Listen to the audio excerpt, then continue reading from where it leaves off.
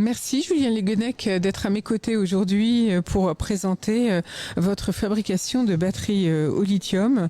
Vous êtes le fondateur de All Energy, une société fondée en 2018. Expliquez-nous un peu comment vous en êtes venu à vous dire je me lance dans les batteries au lithium. Alors, moi, je viens d'un horizon complètement différent. En fait, après des études d'économétrie, donc d'économie, si vous voulez, j'ai travaillé dans une entreprise de construction navale et d'armement. Donc sous-marin, frégate, en Bretagne et ensuite à Paris. Et puis j'ai intégré un projet, un incubateur dans cette grande entreprise qui travaille sur les énergies marines renouvelables. Donc ma première expérience dans le domaine de l'énergie. Puis c'est là où je me suis rendu compte que la batterie, en tout cas le sujet du stockage d'énergie, de quelque nature qu'il soit, qu'il soit électrochimique ou on pourrait parler d'un barrage hydroélectrique, en tout cas, ou d'autres formes. En tout cas, le sujet du stockage d'énergie, c'est un sujet critique. C'est un sujet critique pour le monde de demain, à savoir le monde des énergies renouvelables. Pourquoi ? Parce que les énergies renouvelables, dans leur grande majorité, sont intermittentes. Intermittentes, ça veut dire quoi ? Ça veut dire que, par exemple, un panneau solaire, il produit l'électricité en journée quand il y a du soleil, et puis il n'en produit plus la nuit. Et pourtant, notre besoin en électricité, il est souvent plus important la nuit, si en hiver, si on a besoin de se chauffer, ou la journée pour la climatisation. Enfin, en tout cas, il est continu. Et donc, intervient la nécessité de stocker l'électricité. Alors, du stockage d'énergie, il y en a une grande variété. On pourrait parler du barrage hydroélectrique, on pourrait parler de batteries électrochimiques. L'électrochimie lithium, c'est aujourd'hui la solution technico-économique la plus avancée, la plus aboutie, qui permettrait de remplacer le pétrole. Pourquoi ? Elle intervient autant dans le véhicule électrique, donc la voiture électrique qui arrive dans nos foyers, que au niveau du réseau en lui-même, du réseau électrique. Alors All Energy, c'est une entreprise qui s'est fondée dans cette seconde application, à savoir qu'on ne fait pas du tout de voitures électriques. Il y a d'autres acteurs qui en ont fait leur spécialité au niveau mondial. Vous connaissez Tesla, on pourrait parler de Panasonic, LG, même certaines entreprises allemandes. Nous, on va s'intéresser aux applications des stationnaires. Des plus petites batteries, on va dire. Non, alors elles sont plus grosses en taille, souvent. En fait, elles sont de différentes tailles. Nous, on fabrique des batteries qui sont, qui commence à peu près à la taille d'une batterie de voiture, comme on a aujourd'hui sous nos capots de voiture, au conteneur 40 pieds. Donc vous voyez, c'est vraiment des grandes tailles. Et là, ces conteneurs-là, on va les mettre sur les réseaux électriques directement sur le réseau EDF ou d'autres réseaux à l'étranger, beaucoup en Afrique, nous, notre côté, pour aller à large échelle stocker l'énergie de champs de panneaux solaires, de champs éoliens, des énergies renouvelables, dans le but justement de les stocker et de les réinjecter sur le réseau électrique quand la demande, quand l'utilisateur en a besoin. Que ce soit une maison, un réseau électrique intelligent, dans tout ce qui est réseau smart grid. Alors, qu'est-ce qu'il faut pour concevoir, quels matériaux utilisez-vous pour concevoir des batteries au lithium longue durée, puisque vous, le but, c'est de la longue durée? Bon, je vais faire une petite parenthèse un petit peu pédagogique, parce que c'est un élément qui est complexe, une batterie. Alors, pour rester assez simple, il y a deux grands éléments principaux dans une batterie électrochimique lithium. Il y a la cellule lithium. Alors elle se présente sous la forme chez nous cylindrique, donc c'est une grosse pile si vous voulez, mais ça pourrait être comme dans nos téléphones, des cellules plates. Donc en tout cas c'est un élément qui va venir stocker l'énergie, qui a plusieurs matériaux à l'intérieur qui vont lui donner des propriétés particulières. Je vais y revenir après. Et la deuxième partie, c'est de l'électronique. Il faut savoir que dans les batteries nouvelle génération, il y a beaucoup d'électronique. C'est la rencontre entre le monde de l'électrochimie avec la cellule lithium et le monde de l'électronique avec les cartes de gestion. Et nous, chez All Energy, on a fait des choix en faveur de structures dites lithium fer phosphate, lithium ferrophosphate, qui vont apporter comme propriété une très grande durée de vie. Nous, on travaille sur des systèmes qui vont être en utilisation pendant 15 voire 20 ans demain. hein. Donc c'est vraiment particulièrement long et très sécurisé. C'est-à-dire que pas d'échauffement de nos éléments, pas de matériaux du conflit. On cite souvent le cobalt qui pose problème aujourd'hui dans l'industrie de la batterie parce que c'est la République démocratique du Congo, souvent dit minerai du conflit, donc ça pose des questions d'approvisionnement. Alors nous, sur le réseau électrique, on va travailler vraiment sur la très grande durée de vie des systèmes et tout ça fabriqué en France. Et donc ces batteries, vous avez dit, donc une durée de vie d'environ 20 ans, donc c'est énorme. Alors c'est énorme, hein. Il faut savoir... Est-ce que c'est valable pour tous les modèles de batteries que vous allez vendre ? Alors nous, oui. Hein, parce qu'on se concentre sur des développements d'une électrochimie particulière. Il faut savoir que quand on dit batterie lithium, on parle d'une très grande famille. Ce serait comme dire moteur thermique, si vous voulez, pour faire un petit peu ça veut rien la dire, comparaison. En fait, on y comprend alors on rien, a essence, on a diesel. Voilà. Le lithium, c'est un élément. C'est un élément qui est commun dans cette technologie qui permet en fait de déplacer les électrons et qui va amener de la légèreté et des propriétés physiques particulières. Alors le lithium, il vient d'où ? Alors, le lithium, il est présent un peu partout sur le globe en fait, hein. Il y en a beaucoup dans l'océan, alors sous des formes particulières. Aujourd'hui, principalement, ça vient d'Amérique du Sud, hein. Il y a le triangle du lithium, c'est les pays comme la Bolivie, le Pérou, le Chili aussi, et beaucoup l'Australie également. Donc voilà, c'est aujourd'hui les deux gros gisements majoritaires de lithium. C'est là où vous fournissez, j'imagine. Alors nous, on fabrique pas en direct la cellule lithium. Nous, on va fabriquer la batterie, mais l'extraction même des matériaux, c'est bien avant, c'est le tout début de la chaîne. Alors nous, on n'est pas en contact direct avec l'approvisionnement. Bien sûr, on sait d'où ça vient, on a des choix particuliers, mais c'est vraiment l'usine, hein, les gigafactories qui fabriquent ces fameuses cellules lithium qui eux sont en contact. Donc c'est un vrai travail de miniers ou de chimistes. Alors du coup, vous avez décidé de commercialiser plusieurs gammes. Déjà, vous êtes labellisé évidemment French Fab, French Tech. Vous commercialisez plusieurs gammes, une que vous appelez stationnaire, une autre pour la marine, puisque vous êtes issu de la marine, et une troisième pour ce que vous appelez hôpitaux, data center. Expliquez-nous les différences, pourquoi ces trois choix-là ? Ah c'est ça, alors All Energy, c'est deux gros départements. On a le développement, l'industrialisation de batteries nouvelle génération à haute performance et le développement d'une plateforme digitale de supervision, de gestion des données et de supervision de nos batteries. Il faut savoir que toutes nos batteries sont connectées entre elles dans le but justement de les optimiser. C'est comme ça qu'on arrive à des durées de vie très très importantes en fait par l'analyse des datas. On est d'ailleurs accéléré par Microsoft sur ce sujet. Et alors, il y a le développement de ces systèmes de stockage chez nous en France, de cette plateforme de supervision, et j'ai oublié votre question. Et donc, pourquoi avoir choisi en priorité donc ces trois gammes, le stationnaire, la marine et data center hôpitaux ? Voilà, c'est ça. Alors, nous, on n'a pas une batterie générique parfaite pour toutes les applications. Nous, on s'est concentré sur donc le réseau électrique. Pourquoi ? Parce que dans nos statuts, l'objectif numéro 1, l'objet social de l'énergie, de sa constitution, c'est tout mettre en œuvre pour trouver des solutions techniques et technologiques pour favoriser la transition énergétique. Et là où on a le plus d'impact sur les énergies renouvelables, c'est sur ce sujet du stationnaire aujourd'hui en termes de quantité d'énergie.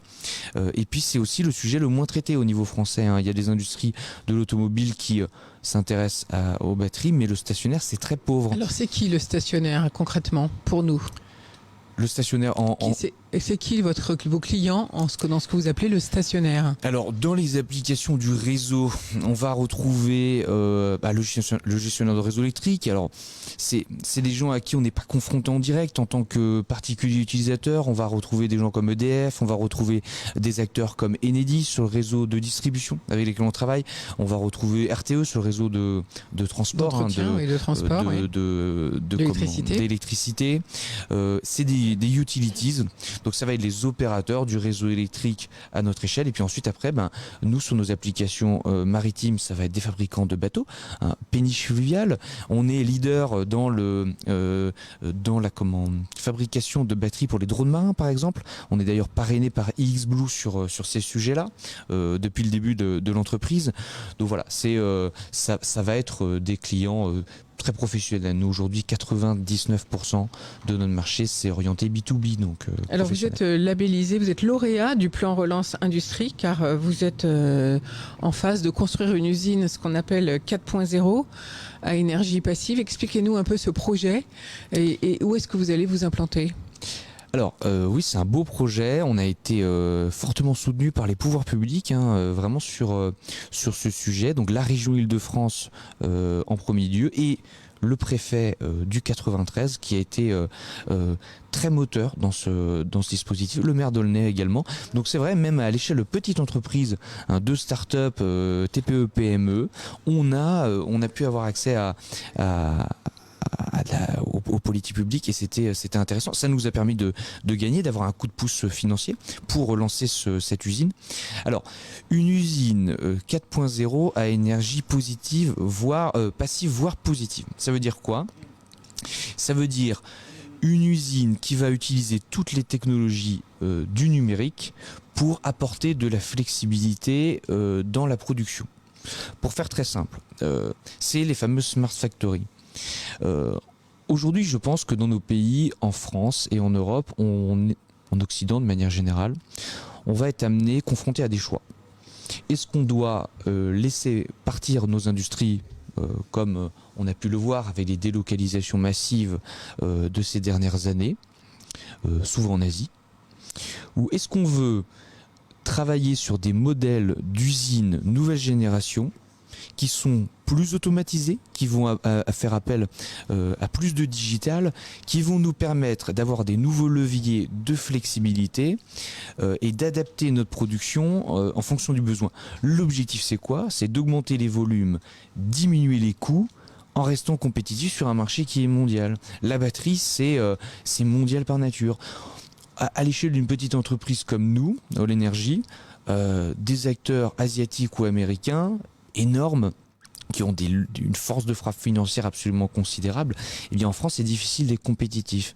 Par contre, si vous misez sur un outil de production qui va être intelligent, qui va s'adapter, qui va être beaucoup plus vert et qui va adapter sa manière de fonctionner, eh bien vous pouvez avoir des leviers que les autres pays n'ont pas. Pourquoi ? Parce que la main d'œuvre est moins chère, donc on va mettre plus de salariés dans les usines et donc moins automatisé, faire appel à moins d'intelligence. Alors que je pense qu'en France aujourd'hui, il faut se dire que le plus important, c'est d'avoir sur son sol des moyens de production industriels. On l'a vu avec les masques. Je reviens à la solo. On l'a vu avec en fait, vous parlez de souveraineté énergétique. Mais absolument. Et ouais. Alors qu'on parlait de souveraineté sanitaire avec les fameux masques et puis le problème qu'on ne sait pas fabriquer des vaccins en France. Donc vous, c'est ça, vous voulez participer à notre souveraineté énergétique finalement ? Eh bien, c'est vraiment le mot important chez All Energy. C'est ce qui nous rassemble, l'engagement, l'impact. Vous trouvez qu'en France, on n'a pas pris conscience en fait de l'importance de ces batteries, et qu'est-ce que ça peut être utile au monde professionnel, c'est ça ? Alors, je vais prendre un exemple, l'exemple de la voiture électrique. Demain, c'est vraiment presque au sens propre demain, une voiture électrique, c'est quoi ? C'est une batterie au niveau technologique et le véhicule autonome. Pour faire très simple, une voiture électrique demain, c'est la Chine avec les batteries, plus gros producteur mondial. On parle de Tesla, mais majoritairement, c'est des acteurs comme BYD, CATL qui interviennent très clairement, et Google, Amazon, Apple, les GAFAM dans le véhicule autonome. Bon, nos Renault, Peugeot, Mercedes, nos constructeurs européens ils vont continuer de construire des voitures, mais il faut se rendre compte qu'aujourd'hui, on a une myriade de sous-traitants très spécialisés dans un joint de culasse particulier pour un moteur particulier. On est hyper performant. Et ça fait appel à un réseau d'entreprises très important. C'est notre force en France. Bon, demain, ça va être amené à disparaître. Alors, il faut se poser la question sur ces technologies. Si on regarde juste la batterie en elle-même, comme on a regardé le panneau solaire il y a une dizaine d'années, on se dit on gagne, on parle de l'Airbus des batteries, ou on perd, tant pis. Et la batterie, elle est importante parce qu'elle entraîne tout un écosystème derrière elle. Hein, les batteries, le réseau électrique, la souveraineté énergétique. Et donc dans les batteries, pour revenir à nos usages sur le stationnaire, je l'ai dit au début, une batterie c'est beaucoup d'énergie, de l'électrochimie, mais aussi énormément de gestion de data. Donc nous, quand on va amener des conteneurs remplis de batteries, avec toute l'électronique et le traitement du digital dans ces réseaux, on a quoi à disposition au niveau de l'entreprise, hein? On a de l'énergie, des flux énergétiques et des données et des data. Donc aujourd'hui, c'est le nerf de la guerre, la data et l'énergie dans le monde, plus le télécom.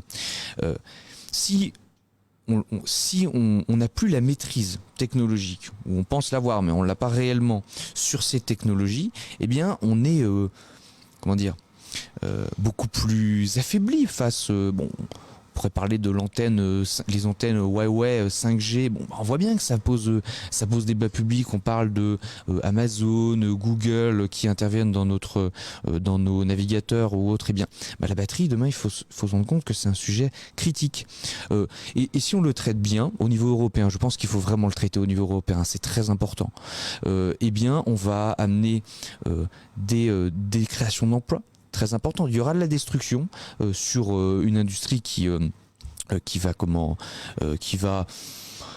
transforme en fait. Qui va se transformer, le thermique, la voiture ou le réseau électrique, et puis ça va créer de nouveaux emplois. Donc il faut faire appel à la formation et les choses évoluent. Vous trouvez qu'au niveau rapidement. européen, on ne prend pas assez le sujet des batteries à cœur ? Alors, il y a ce programme, l'Airbus des batteries. Au niveau européen, l'Airbus des batteries, c'est monter des capacités industrielles en Europe. Les usines des batteries, il faut savoir que ce sont les plus grosses usines du monde. En termes de taille, en termes de technologie, ce sont les fameuses gigafactories de Tesla. C'est des tailles en superficie d'usine jamais vues auparavant dans l'histoire industrielle. Combien il faut d'hectares pour monter une gigafactory justement ? Alors nous, on n'est pas acteurs de la gigafactory, parce que la gigafactory, c'est celle qui fabrique justement cette cellule lithium. Nous, on fabrique les batteries. Mais Tesla, j'aurais peur de dire des bêtises, mais c'est, je pense que c'est une vingtaine ou plus de terrains de foot. Enfin, c'est colossal. Ils sont dans le désert du Nevada. J'invite tous les auditeurs à taper Gigafactory Tesla sur leur navigateur et de regarder une image. Il y a des échelles. C'est Gigafactory. Ouais. Alors, il y a des projets en France. C'est la bonne nouvelle. On a le désir de fabriquer nos éléments électrochimiques en France. Il n'y a pas de capacité industrielle en Europe aujourd'hui.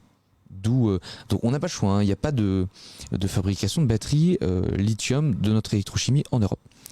Donc il y a des projets. Nous, on est en partenariat avec un projet qui s'appelle Vercor, de la fabrication d'une gigafactory en France. Il y a d'autres projets. Peugeot et Saft, donc Total, se sont alliés pour créer une entreprise qui s'appelle ACC, qui va fabriquer des batteries pour les voitures. Donc ça, c'est des projets derrière lesquels il faut se mobiliser, je pense, en tant qu'Européen. Parce que ça génère énormément d'emplois et ça assure aussi notre souveraineté industrielle. Alors quand vous avez cherché des fonds pour financer votre projet d'usine à batterie au lithium, est-ce que vous avez été suivi ou est-ce que ça a été difficile ? Alors, les premiers à nous suivre de manière assez rapide, ça a été la région, Île-de-France. On a déposé un projet dans le cadre du plan de relance. et on a eu un soutien de la préfecture du 93. On est basé à Montreuil, donc c'est 93, département 93, et immédiatement le préfet s'est mobilisé et les élus pour nous affecter des fonds. Donc on a eu une somme qui donne un coup de pouce qui montre aussi l'intérêt de l'État sur des projets comme All Energy. Ça c'est très important. Ça donne de l'énergie. Donc pour vous, la priorité, ça va être d'installer cette usine, évidemment, d'ici à 2022, cette usine 4.0, pour pouvoir produire à grande échelle, donc le plus rapidement possible. Pourquoi ? Parce que dans notre modèle économique, la diminution de coûts et l'augmentation des volumes, c'est une priorité. Il faut. Nos clients nous demandent toujours, nous posent la question, quel prix et quelles sont vos capacités de production. Si on n'arrive pas à suivre la course mondiale au niveau des coûts, et quand on nous compare au niveau des prix, on nous compare aux fournisseurs asiatiques. Donc il faut suivre cette course mondiale. Donc on est obligé de s'aligner aux prix asiatiques. Je pense qu'il n'y a pas le choix. Il faut trouver, en tout cas nous, le choix au niveau de l'entreprise, de notre entreprise, ça n'a pas été de se dire on va travailler sur des prix plus élevés. On doit trouver des techniques pour apporter des systèmes extrêmement compétitifs pour nos clients dans un environnement mondial, mais français et donc fabriqué en France et donc de très haute qualité. Alors on rappelle Julien Le Guenec que vous êtes le fondateur de All Energy qui fabrique des batteries à lithium à longue durée de vie, ça veut dire 20 ans en fait. Donc ouais, l'objectif 20 ans, absolument. Donc ça c'est quand même formidable, des batteries qui durent 20 ans pour l'industrie, l'industrie d'électricité, la marine, vous avez dit les drones, les hôpitaux, les data centers, donc ça c'est vraiment bien. Est-ce que vous allez faire une levée de fonds pour aller plus loin, pour aller plus vite? Alors c'est en cours. En fait, on a démarré. Alors on a fait beaucoup d'appels aux banques qui ont suivi. Alors nous, on est par statut dans l'économie sociale et solidaire, donc on a des exigences particulières en termes de provenance des fonds. Et on est porté par un cabinet, un très grand cabinet aujourd'hui, qui va faire notre levée de fonds. Et puis avec la crise Covid, on s'est dit on va quand même attendre un petit peu quelques semaines à la fin de l'année dernière. Quand le vaccin, un peu plus de visibilité au niveau des investisseurs, et puis finalement donc cette visibilité a du mal à venir, et donc dans les prochaines semaines on va aller auprès de nos investisseurs pour financer justement cette usine et puis notre R&D. Il faut savoir qu'aujourd'hui, donc, ce que vous voulez dire, c'est que vous avez retardé à cause de la pandémie le projet d'ouverture de l'usine, et le temps de réfléchir et de voir un petit peu le projet de l'usine, ce qui est retardé le plus, en fait, je pense que c'est d'être confronté à la réalité du temps d'octroi des permis de construire. Ça, c'est certain. Par contre, au niveau des investisseurs, alors tout est lié. À un moment, on a eu un décalage de certains projets et donc du chiffre d'affaires. Donc on s'est dit on va attendre un petit peu pour le redémarrage du projet. Comme ça donne un bon signal de reprise au niveau des investisseurs. Ils vont avoir la reprise forte des projets, de la production et ensuite du contexte politique et sociétal. Et ce sera le bon moment. Et finalement, nous au niveau de l'entreprise, ça a bien fonctionné. Les projets ont repris. On a relancé la production. On embauche. Moi, j'ai encore une nouvelle arrivée, un docteur qui arrivé hier. On est à peu près sur un rythme au minimum d'une embauche de personnel qualifié par mois aujourd'hui chez All Energy, minimum. Et donc ça c'est un appel à tous ceux qui cherchent du travail, à la limite contacter All Energy. Il y a des postes à pourvoir. On recrute du personnel non qualifié, technicien, ça pourrait être son diplôme, quelqu'un qui a la volonté de travailler sur je dirais la fabrication de batteries. Sur le tas, c'est ça que vous voulez dire, même à la limite. Ça pourrait, en tout cas dans le contexte de l'usine, il y a des objectifs d'inclusion en plus sociale, donc c'est des choses qui sont en train de se mettre en place. Et puis ensuite après derrière, aujourd'hui on a 3 docteurs chez All Energy sur un effectif de 16 personnes, donc c'est quand même pas neutre. Donc donc là, un doctorat c'est bac+9, donc on a toute la panel. Donc du coup, pour vos projets donc d'installation de cette usine, à quand vous voyez, est-ce que vous avez dit les autorisations ont été retardées? Alors, on a plusieurs lieux cibles. D'ailleurs, cet après-midi, j'ai une réunion avec des promoteurs immobiliers. On est en train de regarder les propositions au niveau des terrains, des projets, ce qu'il faut construire, est-ce qu'il faut louer. C'est quand même assez complexe, des infrastructures. Et puis, on ira aussi, je pense, sur la proposition qui nous permettra de s'éloigner le moins possible d'Île-de-France. Pour les salariés en place. Et à cause de l'équipe de salariés, c'est ça que vous voulez dire? Oui, j'en parlais avec monsieur le maire juste avant. Un sujet qui est très important, je pense, pour les entreprises et qu'il faut pas perdre pas perdre de vue, pardon, c'est l'attractivité. Pour une entreprise, l'attractivité, en tout cas pour moi, dirigeant, l'attractivité d'un territoire, il est autant pour les infrastructures, le contexte, le lieu géographique, que l'attractivité des compétences. C'est-à-dire les moyens de transport, c'est ça que vous voulez souligner, c'est important. Il y a une réalité du quotidien. En région Île-de-France, souvent les temps de transport peuvent être très longs. C'est quelque chose auquel j'ai été confronté par le passé. Et si on peut avoir des temps de transport qui restent raisonnables et donc avoir des gens qui sont pas trop éloignés de leur lieu de travail, ça peut être c'est important parce qu'au quotidien ça pèse. Ouais. Alors pour vos gammes de batteries, Julien Le Guenec, je rappelle que vous êtes le fondateur d'All-Energy. Côté B2B, puisque vous vous adressez aux professionnels, quel est l'accueil lorsque vous allez présenter vos produits ? Nous on a vraiment un accueil très positif, je crois vraiment de toute l'industrie et même j'ai envie de dire de nos concurrents. On travaille très bien, on échange très bien avec nos concurrents. Pourquoi ? Parce que le marché de la batterie au niveau mondial, il est énorme. Il est absolument considérable et on est dans une situation où il y a une plus grande demande que offre technologique. Et donc il y a de la place pour chacun. Il faut trouver sa spécificité et il y a le besoin. Et donc quand on apporte des solutions concrètes pour ces acteurs-là, eh bien ils sont très contents en fait de la recevoir. Parce que un exemple, vous avez, si vous regardez sur internet, vous allez voir énormément d'acteurs de la batterie. Vous dites mais en fait il y a plein de monde qui font des batteries. Oui, mais quand vous êtes industriel et vous montez par exemple un parc ou une usine, un data center, où vous devez électrifier un village en Afrique, sur des projets sur lesquels on intervient. Et là, vous avez une criticité de votre technologie. C'est pas le prix immédiatement. Il faut que ça fonctionne. On parle quand même de durée de vie de 15 ans, avec des engagements, des pénalités en cas de problème. Donc, vous voyez, au bout d'un moment, la batterie chinoise. C'est sympa, mais le SAV ça compte aussi. Et puis la batterie c'est très technique.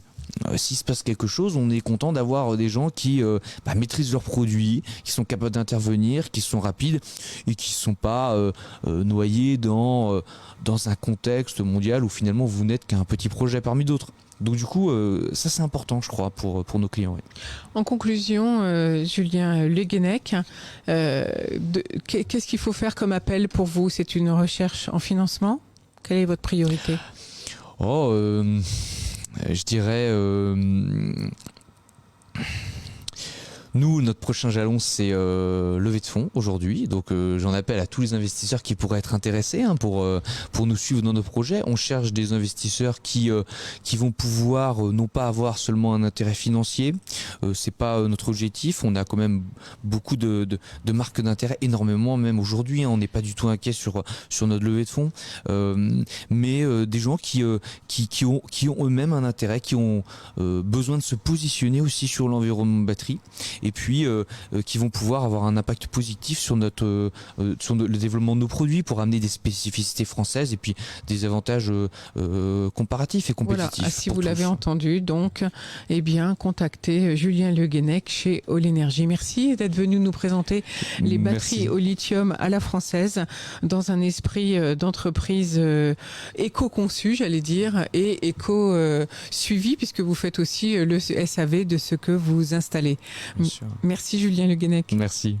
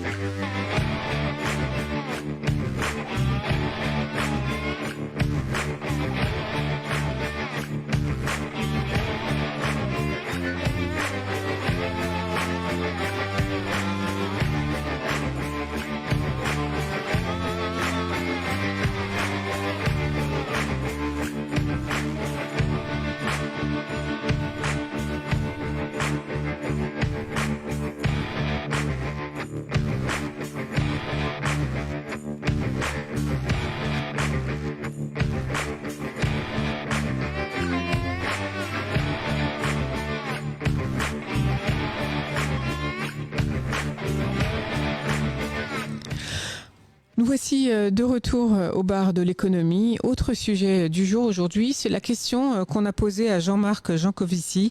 Peut-on encore sauver le climat à quelques mois de la COP 26 ? Pascal Boniface, le directeur de l'IRIS, interview donc Jean-Marc Jancovici sur ce thème, sur les jeux d'influence, sur les questions climatiques, les jeux de gouvernance, les enjeux et les débats qui les entourent.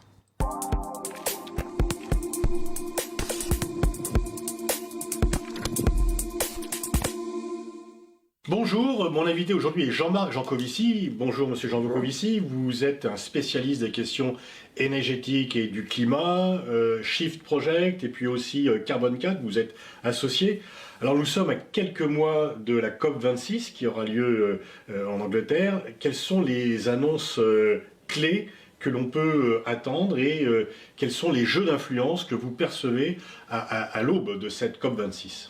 Alors pendant longtemps, j'ai péché par excès de naïveté en pensant que les COP, c'était comme des structures décisionnelles dont on a l'habitude. Il y a un chef et ensuite des gens qui exécutent les décisions du chef en espérant que les décisions du chef soient sages.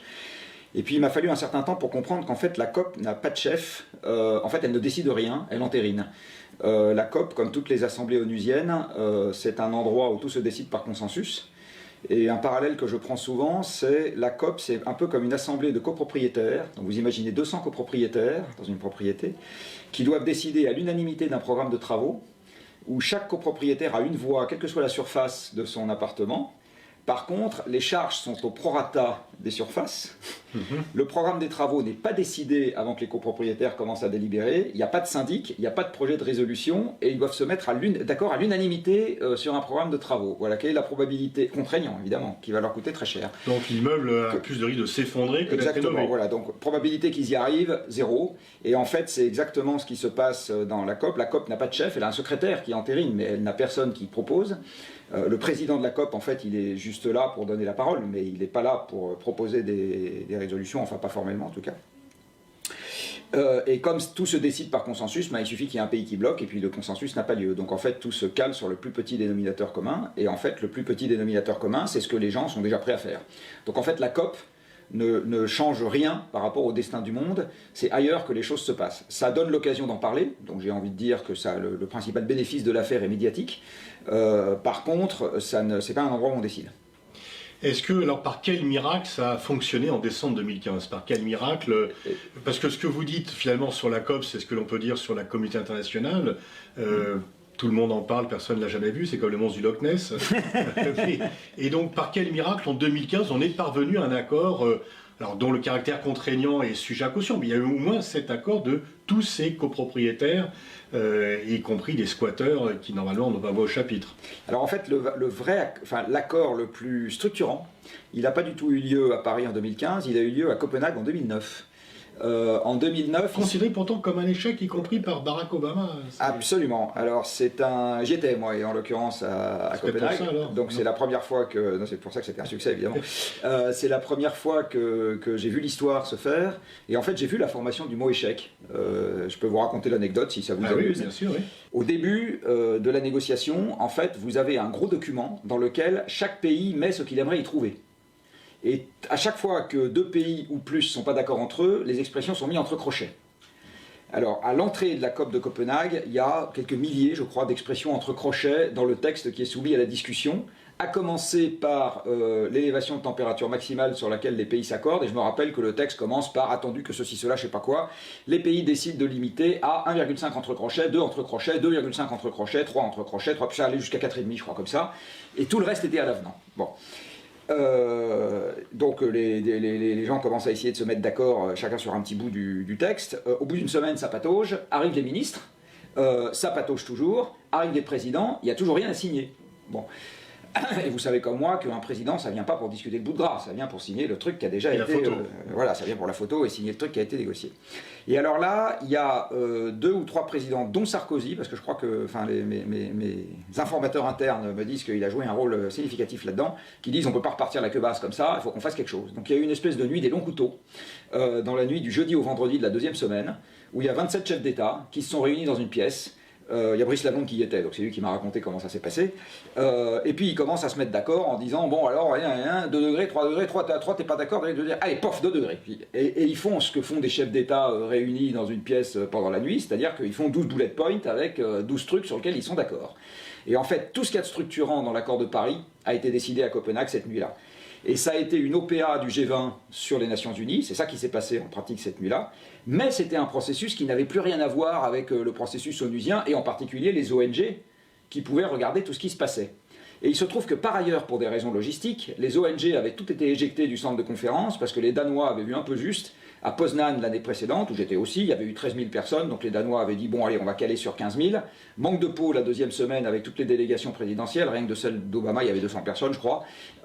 Une fois que vous mettiez les délégations présidentielles 5 000 personnes, la presse 5 000 personnes, plus les ministres etc. encore 5 000 personnes. Les ONG qui la première semaine avaient 5 000 représentants dans l'enceinte, la semaine d'après en ont eu 90. Donc les 90 qui étaient encore dans l'enceinte étaient chauffés à blanc, ils étaient furax comme pas possible. Et au moment où fuite le draft de l'accord que les présidents étaient en train de signer, vous savez, ils font des brouillons, alors ils en tapent un, c'est pas le bon, ils le foutent à la corbeille, etc. Et je me rappelle comme si j'étais hier, c'était vendredi à 3h du matin, j'étais en train de discuter avec la femme qui s'occupait du desk de l'AFP à Copenhague. Tout le monde se tournait les pouces, et enfin tous les gens qui n'étaient pas dans la salle se tournaient les pouces, les fonctionnaires ne pouvaient rien dire, puisque les présidents étaient en train de discuter, la presse n'avait rien à dire, etc.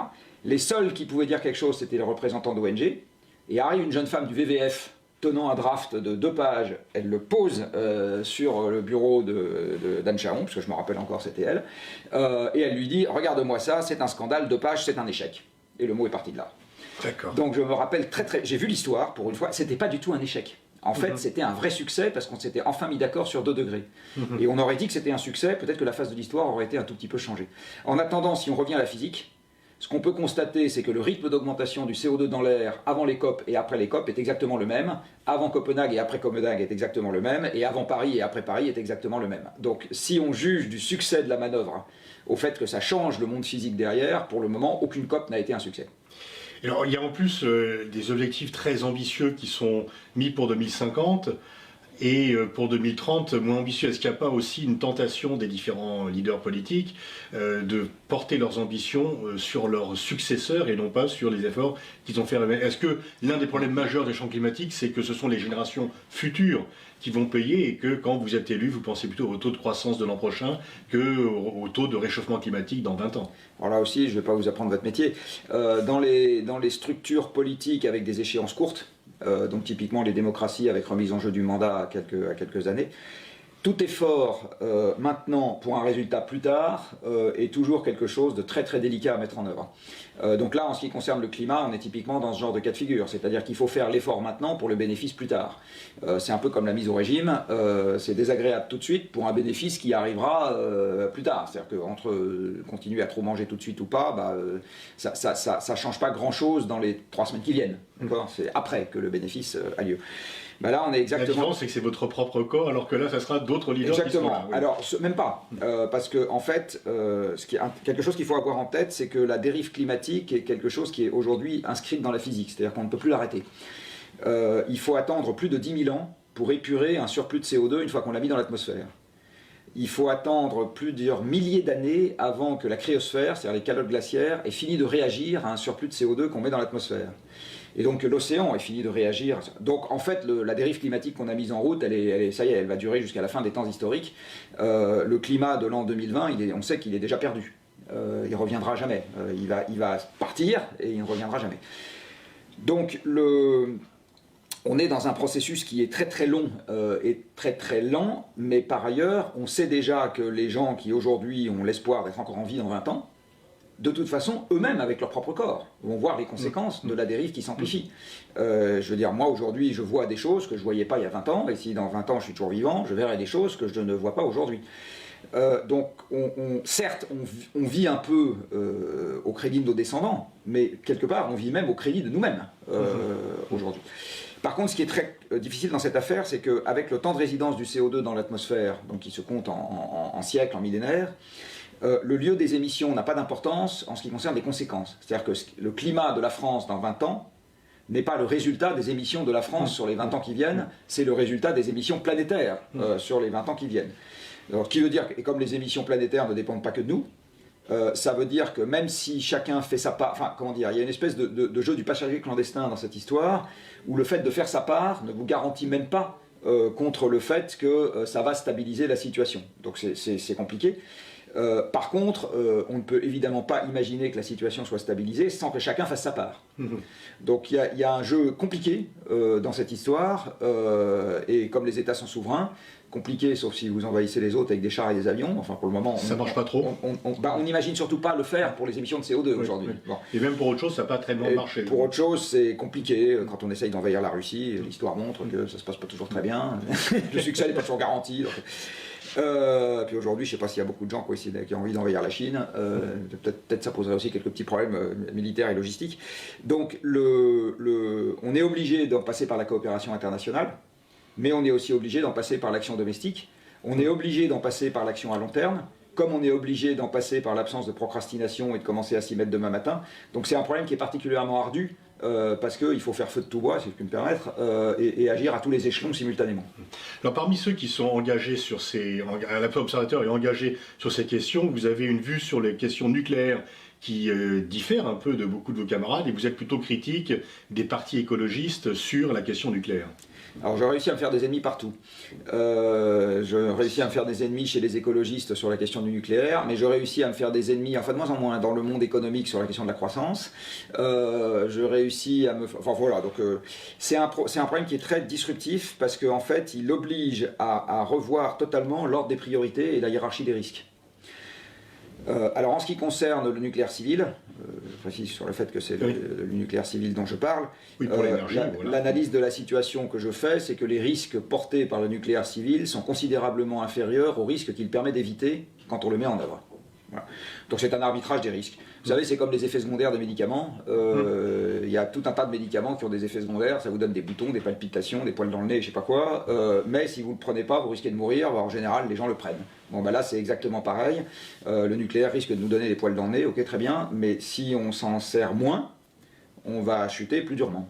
Comment vous expliquez du coup le fait que le mantra de tous les partis écologistes, quels qu'ils soient, qui sont donc fondés pour préserver le climat, et ont quand même ce tabou du nucléaire, ça fait partie quand même d'un refus? Est-ce que c'est parce qu'il y a aussi un lien avec le nucléaire militaire? Est-ce que c'est le péché original de l'Allemagne et que les Verts allemands ont un peu influencé le reste des Verts européens? Alors là-dedans, je ne peux me livrer qu'à des conjectures, parce que c'est compliqué de faire des démonstrations mathématiques.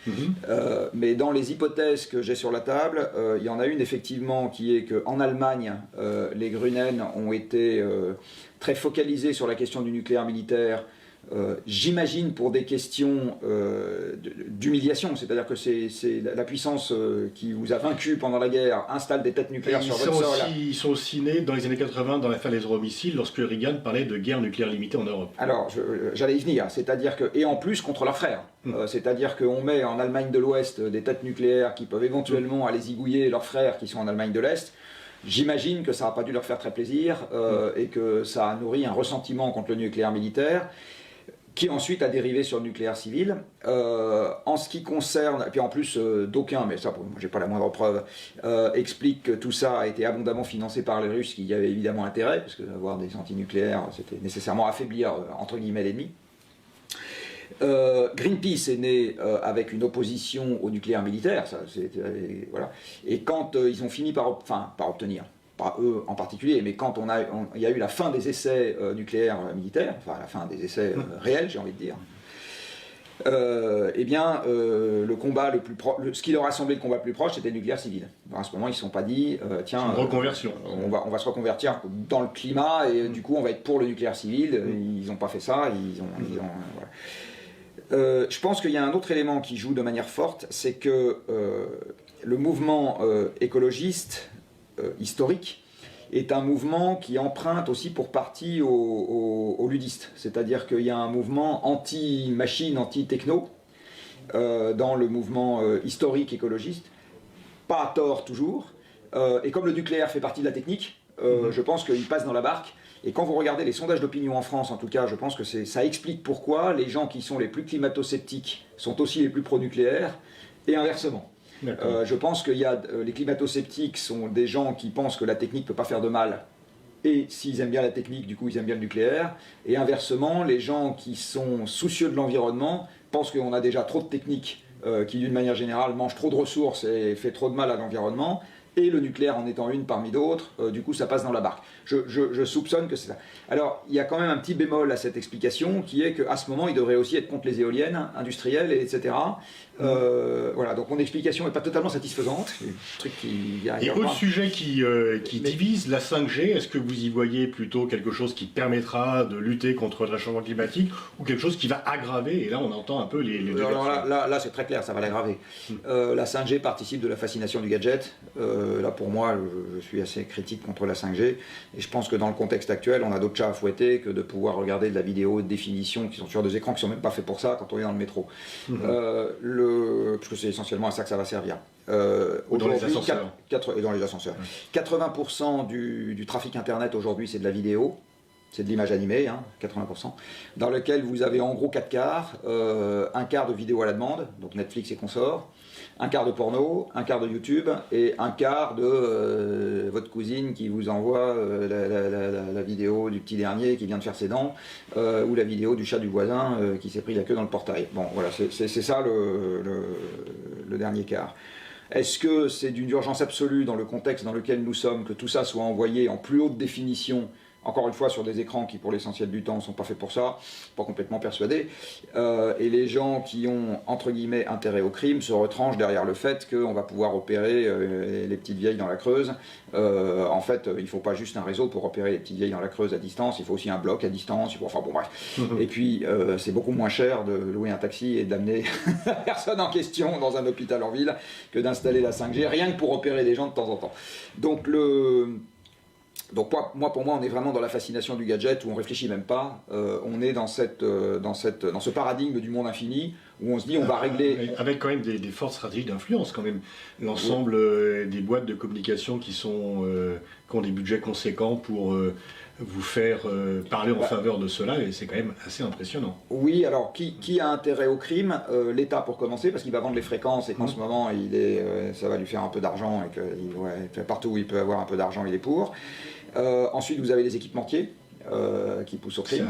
Je pense, oui. Voilà, donc les fabricants de smartphones et les fabricants d'équipements pour réseau. Les opérateurs sont plus divisés, en particulier les petits, parce qu'ils savent très bien qu'ils vont devoir investir massivement dans le réseau alors qu'ils ne seront pas payés en retour sur le montant des abonnements qui ne va pas pouvoir augmenter autant que... Voilà. Et il y a eu une tribune de Martin Bouygues avant le kick-off, le lancement officiel du déploiement, en disant qu'il était urgent d'attendre sur la 5G. Les consommateurs sont évidemment pour, parce que le téléphone est devenu un objet de statut social et que voilà, ah t'as pas le truc 5G, t'es ringard, quoi. Ouais.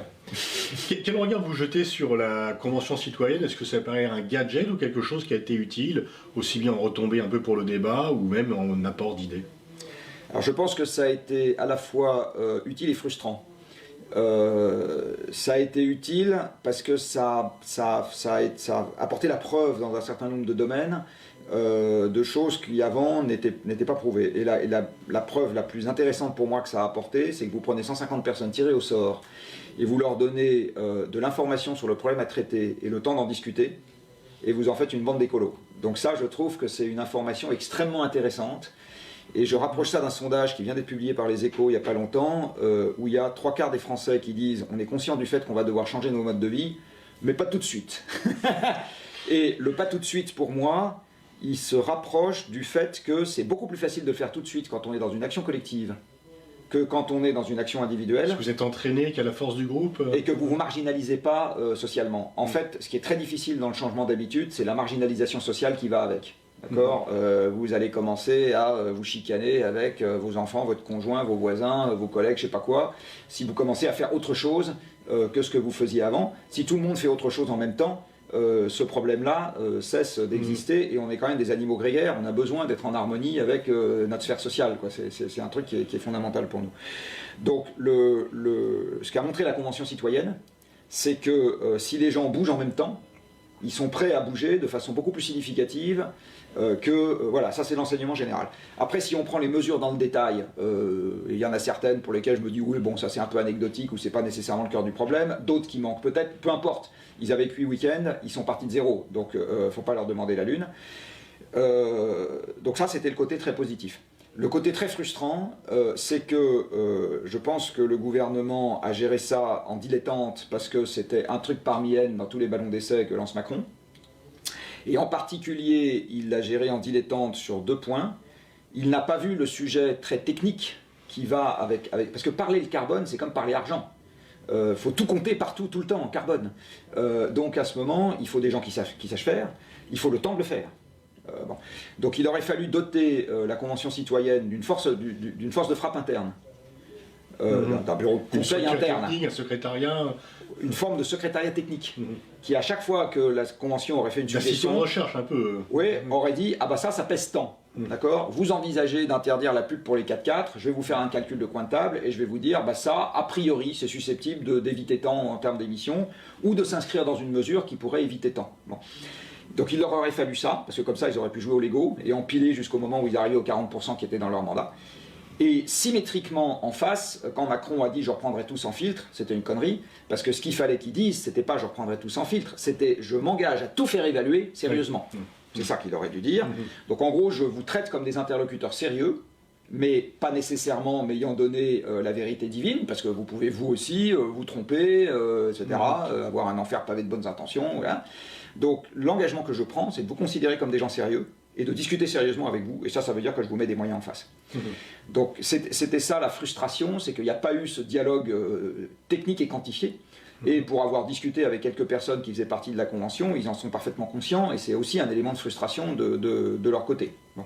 Et je pense qu'aujourd'hui, le sentiment un peu énervé que certains peuvent avoir vient plus du fait qu'on ne les a pas traités comme des interlocuteurs sérieux, à cause du processus qui est je prends pas de manière discrétionnaire. Ah, 110, ouais, je prends mouvement, je prends pas, ça je prends. Ça.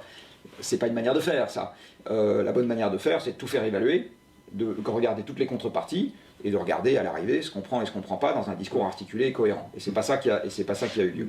Alors je ne sais pas si les députés pourront un peu redresser la barre. Justement, la loi climat qui va arriver le 29 mars... Je ne sais pas si les députés pourront redresser la barre parce qu'ils n'auront pas plus que le gouvernement, la task force technique, pour faire cette évaluation quantitative à la volée sur la totalité des articles et la totalité des quelques milliers d'amendements qui sont déposés en ce moment. Le Chip Project en a déposé quelques-uns, des amendements, enfin on a proposé plus exactement un certain nombre qui ont été repris par un certain nombre de députés.